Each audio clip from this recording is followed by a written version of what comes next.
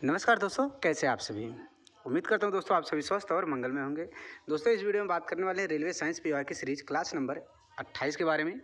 इसमें दोस्तों जितने भी क्वेश्चन लिए गए हैं सभी का सभी पीवाई को पर बेस्ड है और दोस्तों पूरा का पूरा एसएससी और रेलवे में बार बार रिपीट होने वाले प्रश्न हैं। तो दोस्तों वीडियो को पूरा देखिएगा, चैनल को सब्सक्राइब करके वीडियो को लाइक ज़रूर कर लीजिएगा। चलिए क्वेश्चन को दोस्तों शुरू करते हैं। पहला क्वेश्चन है दोस्तों, यदि किसी पौधे का जीनोटाइप अनुपात capital T small T capital R small R है तो उसका फिनोटाइप क्या होगा। फिनोटाइप का मतलब होता है दोस्तों फिजिकल कैरेक्टरिस्टिक। फिजिकल कैरेक्टरिस्टिक याद रखें दोस्तों, फिजिकल कैरेक्टरिस्टिक। फिजिकल कैरेक्टरिस्टिक मतलब दोस्तों वह पौधा जो होगा बड़ा होगा छोटा होगा, उसका जो फल कैसा होगा, झुर्रीदार होगा या फिर गोल होगा, बीज कैसा होगा, उस सभी के बारे में पूछा गया है। फिनोटाइप का मतलब यह होता है। और दोस्तों फिनोटाइप तथा फिनोटाइप या और जीनोटाइप में दोस्तों इसका अध्ययन किसने किया था, तो इसका अध्ययन की बात करें दोस्तों तो ग्रेगर मेंडल ने किया था। ग्रेगर मेंडल ने याद रखिएगा, ग्रेगर मेंडल ने। और दोस्तों इन्होंने किस पर शोध किया था, अपना शोध रिसर्च किस पर किया था, तो इन्होंने दोस्तों मटर के पौधे पर अपना रिसर्च किया था, आप लोगों को पता ही होगा। अब दोस्तों बात कर लेते हैं इस कैपिटल टी स्मॉल टी और कैपिटल आर स्मॉल आर के बारे में। बोला गया दोस्तों इसका फिनोटाइप अनुपात मतलब दोस्तों इसमें जो पहला अक्षर होता है, तो मान लीजिए कैपिटल टी और स्मॉल टी में अगर देखेंगे तो पहला अक्षर जो होता है तो कैपिटल अगर है तो वह दोस्तों प्रभावी लक्षण शो करेगा। मतलब प्रभावी लक्षण ये शो करेगा। तो टी का मतलब दोस्तों टाल मतलब दोस्तों लंबा होगा, लंबा। टी का मतलब दोस्तों टाल का मतलब दोस्तों लंबा होगा।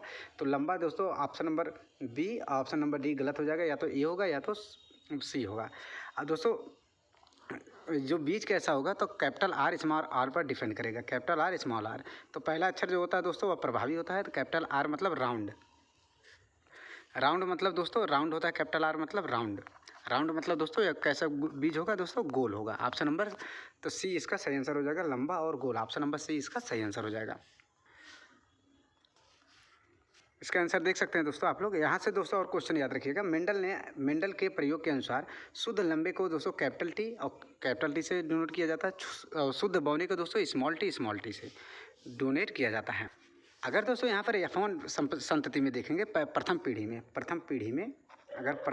अगर आप लोग देख जाएंगे प्रथम पीढ़ी, तो यहाँ से दोस्तों अगर क्रॉस करवाते हैं, हाइब्रिड क्रॉस कराते हैं कैपिटल टी और स्मॉल टी से अगर क्रॉस करवाते हैं तो देखते हैं कैसा प्रभावी लक्षण शो करता है प्रथम पीढ़ी में, मतलब F1 संतति में। तो देखिएगा दोस्तों कैपिटल टी स्मॉल टी पहले बनेगा, कैपिटल टी स्मॉल टी, फिर इसी कैपिटल टी का दोस्तों इससे होगा कैपिटल टी, फिर स्मॉल टी, फिर इस कैपिटल टी का इससे होगा फिर कैपिटल टी स्मॉल टी, फिर दूसरे वाले कैपिटल सी से दूसरे वाले स्मॉल टी से कैपिटल टी स्मॉल टी। तो देख रहे हैं दोस्तों पहला अक्षर जो होता है प्रभावी लक्षण होता है, पहला अक्षर प्रभावी लक्षण होता है। सभी में पहला अक्षर कैपिटल टी आ रहा है, सभी में कैपिटल टी। तो मतलब सभी दोस्तों F1 संस्कृति में क्या होंगे, सभी के सभी दोस्तों लंबे पौधे होंगे। F1 में दोस्तों केवल लंबाई प्रकट होती है, सभी के सभी लंबे पौधे होंगे। लेकिन दोस्तों यहीं F2 संस्कृति में जब जाएंगे तो F2 संस्कृति यहाँ पर देखेगा कैपिटल टी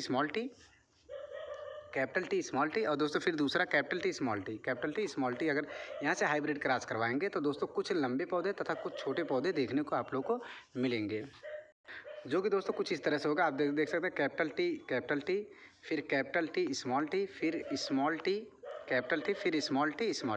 मतलब दोस्तों एक शुद्ध लंबा पौधा मिलेगा और एक दोस्तों शुद्ध बौना पौधा मिलेगा और दो दोस्तों मिक्सअप के रूप में मिलेंगे। मतलब एक अशुद्ध बौना, एक दोस्तों शुद्ध लंबा मिलेगा। तो बढ़ते हैं दोस्तों अगले क्वेश्चन पर। उम्मीद करते हैं दोस्तों इस क्वेश्चन से आप लोगों का डाउट क्लियर हो गया होगा। अगर नहीं हुआ है दोस्तों आप लोग कमेंट बॉक्स में ज़रूर बताइएगा। कल वाले वीडियो में दोस्तों पूरा फिनोटाइप अनुपात जीनोटाइप अनुपात शुरू से लेकर अंत तक एक वीडियो में आप लोगों के लिए डाल दिया जाएगा। आगे बढ़ते हैं अगले क्वेश्चन पर। अगला क्वेश्चन है, निम्नलिखित में से कौन सा अंग सल्की स्तंभाकार एपिथेलियम टिश्यू से बना होता है। निम्नलिखित में से शरीर का कौन सा अंग है जो सल्की स्तंभाकार एपिथेलियम टिश्यू से बना होता है। आंत का अस्तर है, त्वचा है, वृक्कीय नली का अस्तर है या फिर ग्रासिका है। ग्रासिका को दोस्तों ओसिफोकस बोला जाता है, ग्रास नली को ग्रासिका बोला जाता है। तो इसका आंसर हो जाएगा दोस्तों आंत का अस्तर। ऑप्शन नंबर ए इसका सही आंसर हो जाएगा, आंत का अस्तर। याद रखें आंत का अस्तर। त्वचा में कैसा होता है दोस्तों, त्वचा में स्तरीकृत होता है, त्वचा में स्तरीकृत एपिथेलियल टिश्यू होता है, स्तरीकृत एपिथेलियम स्तरीकृत एपिथेलियम टिश्यू होता है त्वचा में, याद रखिएगा। बाकी दोस्तों इस ग्रैसिका में क्या होता है, वृक्क की नली में क्या होता है, त्वचा में क्या होता है और जगह पे क्या क्या होता है, उन सभी के बारे में ये डिटेल में बात करते हैं। पहले दोस्तों बात करते हैं स्तंभाकार एपिथेलियम टिश्यू कहाँ पर होता है, इसकी संरचनाएँ कैसी होती हैं। इसकी संरचना के बारे में बात करेंगे दोस्तों। कोशिकाएं लंबी और खंभे आकार की होती है, मतलब दोस्तों कुछ इस प्रकार की होती है, सीधा ऐसे ऐसे होती है, बहुत छोटी होती है, ये तो हमने बड़ा बताया, बहुत छोटी होती हैं, जिनके केंद्र या फिर आधार पर नाभिक युग न्यूक्लियस होता है। यह कहाँ पर पाई जाती हैं, तो दोस्तों यह पेट में पाई जाती है। छोटी और दोस्तों बड़ी आंत में पाई जाती है, याद रखिएगा, छोटी और बड़ी आंत में पाई जाती है। छोटी जैसे बोला था ऑप्शन में था आंत का स्तर, तो या छोटी आंत हो या फिर बड़ी आंत हो, उसमें पाया जाता है दोस्तों स्तंभाकार एपिथेलियम टिश्यू। और दोस्तों पेट में भी पाया जाता है। बाकी दोस्तों अंगों में उपस्थित विभिन्न ऊतक याद रखिएगा, जैसे आंत के स्तर में आप लोगों को पता ही है। त्वचा में दोस्तों अस्तरित सड़की एपिथेलियम टिश्यू पाया जाता है, बहुत इंपॉर्टेंट है त्वचा में। वृक्कीय नलिका में दोस्तों घनाकार एपिथेलियम टिश्यू पाया जाता है। बाकी दोस्तों ग्रासिका की बात करें, स्तरीकृत सल्की एपिथेलियम टिश्यू पाया जाता है, इसमें भी ग्रासिका में दोस्तों स्तरित सल्की एपिथेलियम टिश्यू पाया जाता है, याद रखिएगा। जैसे त्वचा और दोस्तों ग्रासिका याद रखिएगा सेम पाया जाता है। बाकी वृक्क के नलिका में दोस्तों घनाकार, यह दोस्तों बहुत इंपॉर्टेंट है, घनाकार एपिथेलियम टिश्यू पाया जाता है किसमें, वृक्क के नलिका में। बाकी आंत का स्तर स्तंभाकार एपिथेलियम टिश्यू। इतना दोस्तों आप लोग नोट कर लीजिएगा, ये दोस्तों बहुत बार रिपीट हुआ प्रश्न है। आगे बढ़ते हैं अगले क्वेश्चन पर। अगला क्वेश्चन आप लोगों के सामने very important question, very important question दोस्तों, याद रखिएगा। रेलवे का ऐसा कोई एग्जाम नहीं है जहाँ से लगभग दोस्तों डेली अगर 3 शिफ्ट होता है तो 2 शिफ्ट में दोस्तों यहाँ से इस वाले सीरीज से क्वेश्चन पूछता है। इसको दोस्तों याद रख कर लीजिएगा। जो सीरीज अभी नीचे यहाँ पर मेंशन किया गया है उसको दोस्तों आप लोग नोट कर लीजिएगा, बहुत इंपॉर्टेंट है। तो क्वेश्चन पे चलते हैं दोस्तों। बोला गया है निम्न धातुओं में अपक्रियाशीलता के अनुसार अवरोही क्रम में व्यवस्थित कीजिए।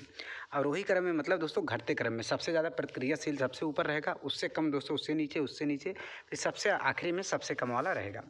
तो इसमें धातुएं कौन सी है दोस्तों, एक सोडियम है, दूसरा पहला पोटेशियम है, फिर सोडियम है, जिंक है, फिर कापर है, Hg है मतलब सिल्वर है, सॉरी Hg मतलब दोस्तों मरकरी है, फिर उसके बाद दोस्तों सिल्वर है। देखिए दोस्तों sodium potassium sodium zinc copper Hg silver, फिर दोस्तों Hg मरकरी, फिर ये दोस्तों Ag सिल्वर। इसको बोला गया है अवरोही क्रम में व्यवस्थित करने के लिए।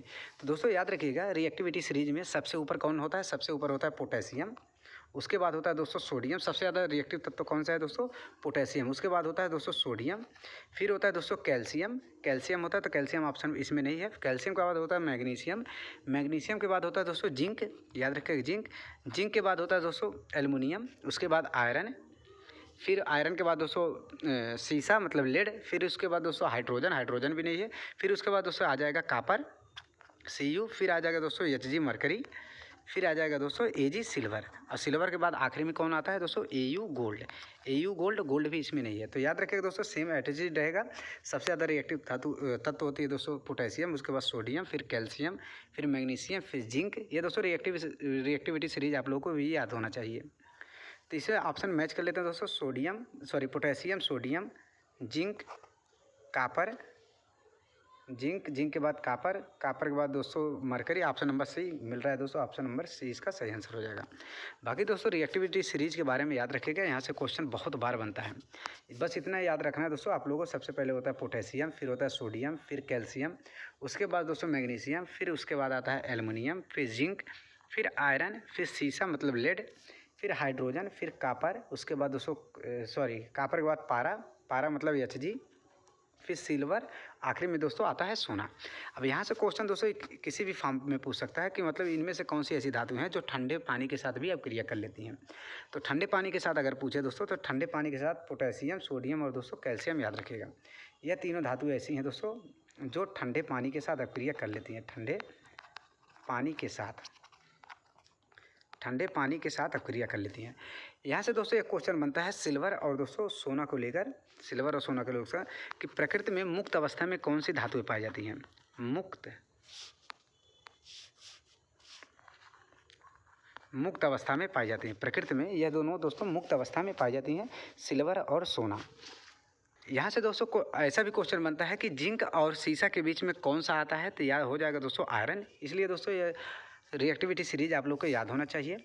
अगर पूछे दोस्तों मैग्नीशियम से ज़्यादा कौन सा है, सोडियम से कम कौन सा है, तो मैग्नीशियम से ज़्यादा रहेगा कैल्शियम और सोडियम से कम रहेगा दोस्तों कैल्शियम। इसको याद रखिएगा। रिएक्टिविटी सीरीज अगर आप लोग को याद रहेगा तो किसी भी फॉर्म में अगर क्वेश्चन पूछे तो आप लोग इजीली कर पाएंगे। तो दोस्तों ये वाला रिएक्टिविटी आप लोग नोट कर लीजिएगा, बहुत इंपॉर्टेंट है, इसको दोस्तों ज़रूर नोट कर लीजिएगा। आगे बढ़ते हैं अगले क्वेश्चन पर। अगला क्वेश्चन आप लोगों के सामने ये रहा।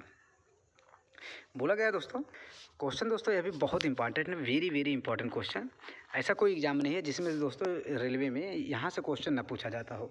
ये चारों ऑप्शन दोस्तों नोट कर लीजिएगा। और जितने प्रकार के प्रजनन होता है, अलैंगिक प्रजनन होते हैं, उन सभी के बारे में दोस्तों बात करेंगे। क्वेश्चन में बोला गया निम्न में से कौन सा जीव द्विखंडन विधि द्वारा प्रजनन करता है। निम्नलिखित में से कौन सा जीव है जो द्विखंडन विधि द्वारा प्रजनन करता है। यह दोस्तों बहुत इंपॉर्टेंट है। अगर यहाँ से केवल द्विखंडन विधि का पूछे तो द्विखंडन विधि का हो जाएगा दोस्तों लीशमैनिया। याद रखिएगा, ऑप्शन नंबर डी सही आंसर हो जाएगा, लीशमैनिया। बाकी दोस्तों हाइड्रा की बात करें तो हाइड्रा दोस्तों मुकुलन विधि द्वारा हाइड्रा करता है। चलिए दोस्तों जान लेते हैं प्लेनेरिया ईस्ट भी दोस्तों मुकुलन विधि द्वारा करता है। प्लेनेरिया के बारे में, लीशमैनिया के बारे में, स्पाइरोगाइरा के बारे में। स्पाइरोगाइरा किस विधि से प्रजनन करता है, लीशमैनिया तो आप लोगों को पता है द्विखंडन विधि से। हाइड्रा, ईस्ट, स्पंज, राइजोपस और दोस्तों सभी के बारे में आइए पुडो से बात करते हैं।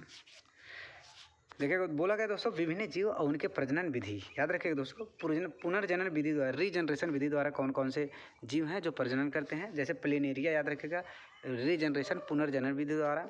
हाइड्रा भी याद रखिएगा दोस्तों, लेकिन हाइड्रा का मुख्य रूप से याद रखिएगा दोस्तों मुकुलन विधि द्वारा। हाइड्रा का मुख्य रूप से याद रखिएगा मुकुलन विधि द्वारा। फीता कृमि भी दोस्तों एक प्रकार का जीव है, यह दोस्तों याद रखिएगा, यह भी पुनर्जनन विधि द्वारा प्रजनन करता है। बाकी खंडन और विखंडन विधि का याद रखिएगा दोस्तों स्पाइरोगाइरा, अमीबा, कवक और दोस्तों समुद्री तारे। ये दोस्तों सभी जीव हैं जो विखंडन और दोस्तों फर्मेंटेशन या फिर फीजन विधि द्वारा प्रजनन करते हैं। मुकुलन विधि का याद रखिएगा हाइड्रा, ईस्ट और दोस्तों स्पंज, यह तीनों याद रखिएगा मुकुलन विधि द्वारा। हाइड्रा, ईस्ट और दोस्तों स्पंज। और दोस्तों यहाँ से एक और याद रखिएगा राइजोपस।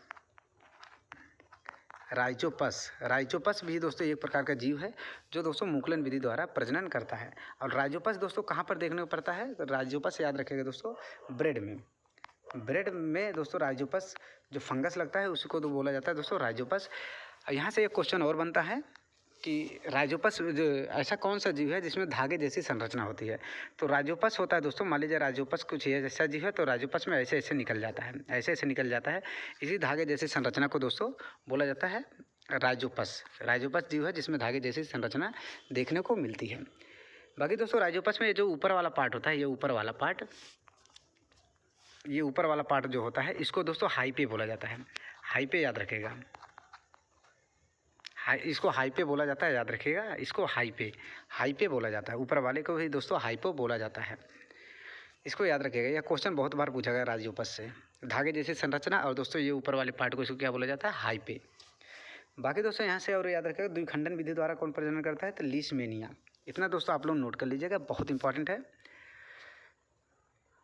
तो दोस्तों बस आज के लिए इतना ही। दोस्तों थोड़ा छोटा सेशन इसलिए है क्योंकि दोस्तों आप लोग का रिस्पांस अच्छे से नहीं मिल रहा है। अगर दोस्तों आप लोग का रिस्पांस अच्छे से मिलेगा, लाइक की संख्या ज़्यादा आएगी, व्यूज़ की संख्या थोड़ा ज़्यादा आएगा, तो आप सेशन को दोस्तों लगभग 45 से 50 मिनट हम लोग बढ़ाने के लिए 45 से 1 आवर करने के लिए सोच रहे हैं। लेकिन दोस्तों थोड़ा रिस्पांस आप लोगों का अच्छा रहेगा। हम लोग का दोस्तों पूरा प्लान तैयार है, लेकिन बस रिस्पांस की आप लोगों की ज़रूरत है। तो दोस्तों मिलते हैं एक और नए वीडियो के साथ, तब तक के लिए दोस्तों धन्यवाद।